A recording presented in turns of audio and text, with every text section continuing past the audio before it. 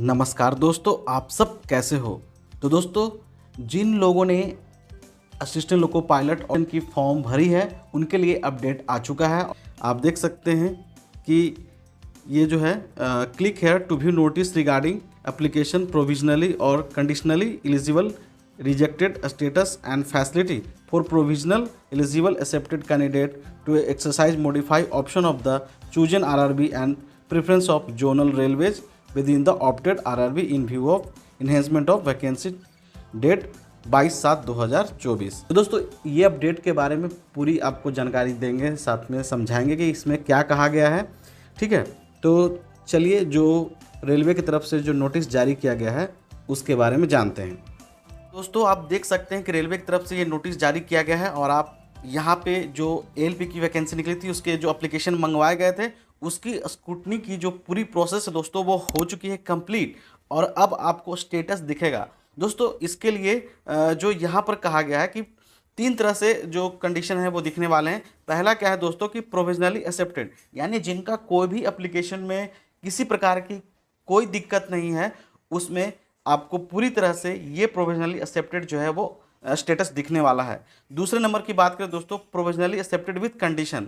दोस्तों, ये जो कंडीशन है मतलब आपका एप्लीकेशन जो है वो एक्सेप्ट तो कर लिया गया है, लेकिन दोस्तों कुछ कंडीशंस भी हैं जो उसके तहत आपको एक्सेप्ट किया गया है। हो सकता है दोस्तों अपने डॉक्यूमेंट्स वगैरह में जो है जैसे सर्टिफिकेट वगैरह होते हैं, कास्ट सर्टिफिकेट, तो उसमें आपने ओल्ड लगा दिया हो या किसी अन्य तरह का कुछ इन्फॉर्मेशन आपने दिया हो, तो उसको बाद में जो है रेलवे मौका देती है फिर से सबमिट करने का, तो उसमें रिजेक्ट नहीं होता है और इसलिए यहाँ पर लिखा हुआ है कि प्रोविजनली एक्सेप्टेड विथ कंडीशंस। लेकिन दोस्तों, तीसरी बात करें रिजेक्टेड विथ जो लिखा हुआ है रीज़न, वो बिल्कुल कंप्लीट रूप से जिनका फॉर्म गलत हो गया है, जो रेलवे ने रिजेक्ट कर दिया है, उनको अब दोबारा मौका नहीं मिलने वाला है दोस्तों। और ये बिल्कुल ही दुखद बात है, क्योंकि दोस्तों इसलिए क्योंकि वो अब पहले ही कंपटीशन के रेस से बाहर हो जाएंगे, वो एलपी का एग्ज़ाम अब नहीं दे पाएंगे जो काफ़ी दिनों से मेहनत कर रहे थे। दोस्तों, इसमें क्या होता है कि अगर आपको मौका मिला था मई में फ़ोटो और सिग्नेचर को सही करने का, वो जो जिन लोगों ने सही तरीके से कर दिया उनका तो बिल्कुल नहीं होगा, लेकिन फिर भी जिन लोगों ने सही तरीके से नहीं किया होगा उनका ही रिजेक्ट हुआ है। और इसके रिगार्डिंग दोस्तों जो है रेलवे जो है सभी के रजिस्टर्ड मोबाइल नंबर पे, ईमेल आईडी पे मैसेज भेज रही है कि किनका रिजेक्ट हुआ है और किनका जो है वो प्रोविजनली एक्सेप्टेड है या प्रोविजनली एक्सेप्टेड विथ कंडीशन के साथ ऐसा मैसेज आ रहा है दोस्तों। तो जिनका रिजेक्ट हो गया है उनको अब दोबारा मौका दोस्तों नहीं मिलने वाला है, क्योंकि वो पूरी तरह से इस एग्ज़ाम से अब बाहर हो चुके हैं। तो दोस्तों, फॉर्म भरने वक्त बिल्कुल सावधानी बरतें और जो स्टैंडर्ड्स फॉर्म भरने के जैसे फ़ोटो सिग्नेचर वगैरह के जो रिक्वायरमेंट होती है उसको फॉलो कीजिए। बिल्कुल फॉर्म कभी रिजेक्ट नहीं होगा, लेकिन बहुत लोग इस पर ध्यान नहीं देते और वो ऐसे ही भरते हैं, बार बार उनको मौका मिलता है लेकिन फिर भी वो वही करते हैं, जिसकी वजह से फॉर्म रिजेक्ट हो जाता है। तो ऐसी गलती दोबारा दोस्तों बिल्कुल ना करें, समझ गए। तो अब यहाँ पर देखें, जो रिजेक्टेड का जो रीज़न है वो लिख करके तो आएगा ही आपको मैसेज, और धीरे धीरे लोगों को मेल मैसेज जो है वो आना शुरू हो चुका है। ठीक है, अब दोस्तों आप अपना लॉगिन मोबाइल नंबर या ईमेल से पासवर्ड डालते हुए करके जो है इस वेबसाइट जो यहाँ दिया गया है उस पर आप जा करके चेक कर सकते हैं। हालांकि दोस्तों मैंने चेक किया था लेकिन अभी वहाँ पर किसी तरह का कुछ स्टेटस अभी नहीं दिख रहा है, लेकिन दोस्तों जल्द ही वो दिखना शुरू हो जाएगा। ठीक है, अभी तो लोगों को मैसेज आने शुरू हो गए।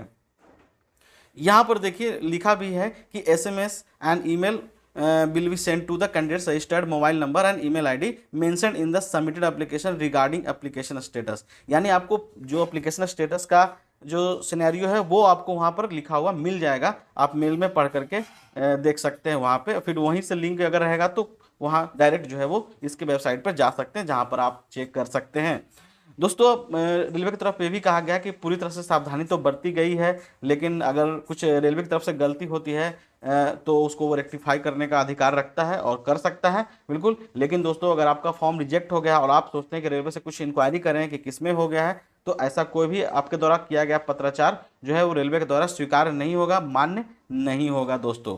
ठीक है, अब यहाँ पर मेन मुद्दे की बात करते हैं कि जो वैकेंसी बढ़ी थी और उसके रिगार्डिंग जो जिन लोगों ने फॉर्म अलग अलग रेलवे भर्ती बोर्ड में डाला है, जोन में डाला है, तो वो क्या जोन में चेंज कर सकते हैं। कब से? तो देखिए यहाँ पे लिखा है कि modify option of chosen RRB and preference of zone railway. जो प्रेफरेंस आप दिए हैं जोन रेलवे का, वो आप चेंज कर सकते हैं। यहाँ पे कब से शुरू होगा दोस्तों? तो 29/7/2024 से शुरू हो जाएगा और 7 अगस्त तक चलने वाला है। ठीक है, आप लॉगिन करके वहाँ पे मॉडिफाई कर सकते हैं। लेकिन दोस्तों जिनका पूरी तरह से रिजेक्ट हो गया है उनको अब मौका नहीं मिलेगा, वो मॉडिफाई नहीं कर सकते। मॉडिफाई वही कर सकते हैं जिनका प्रोविजनली जो है एक्सेप्टेड है या प्रोविजनली एक्सेप्टेड विथ कंडीशन है, वही सिर्फ मॉडिफाई कर सकते हैं।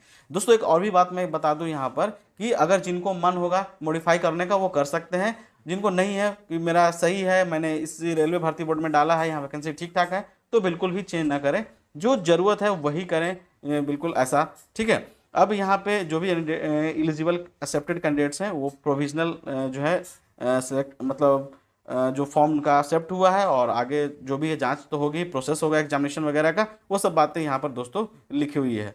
ठीक है, और कुछ भी और जानकारी है तो आप इस नंबर पे आप कांटेक्ट कर सकते हैं रेलवे से। ठीक है, सुबह 10 से 5 बजे तक। ठीक है, तो दोस्तों ये अपडेट था रेलवे की तरफ से, और आप जो है मेल मैसेज जो चेक करते रहें रेगुलर टाइम पे, ताकि आपको पता चले कि आपकी एप्लीकेशन की स्थिति क्या है। दोस्तों जो एप्लीकेशन जिनका रिजेक्ट हो गया है, अब वो तैयारी आगे की शुरू कर दें, मतलब दूसरे जो उन्होंने फॉर्म भरा है उसकी शुरू करें, इसमें तो उनको अब कोई मौका नहीं मिलने वाला है दोस्तों। ठीक है।